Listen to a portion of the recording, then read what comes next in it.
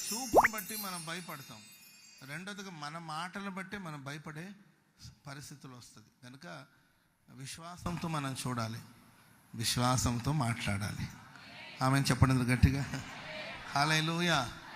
నక్షత్రాలు లేవు. దేవుడు అబ్రహామా కన్నులెత్తి చూడు, నక్షత్రాన్ని నువ్వు లెక్క పెట్టగలవా?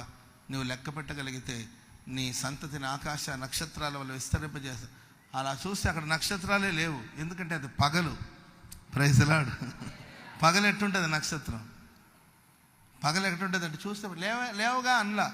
ఎందుకంటే సరే పగలను బట్టి సూర్యుని వెలుతురును బట్టి ఒక నక్షత్రాలు కనబడకపోవచ్చు, కానీ నక్షత్రాలు ఉన్నాయి. రాత్రులు ఉంటాయి, పగలు ఉంటాయి. అది కనబడనంత మాత్రం లేదని కాదు అర్థం.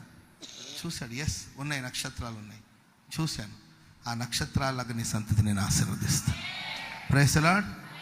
విశ్వాసపు చూపు, విశ్వాసపు మాట, విశ్వాసపు నడక మనకు ఉండాలి.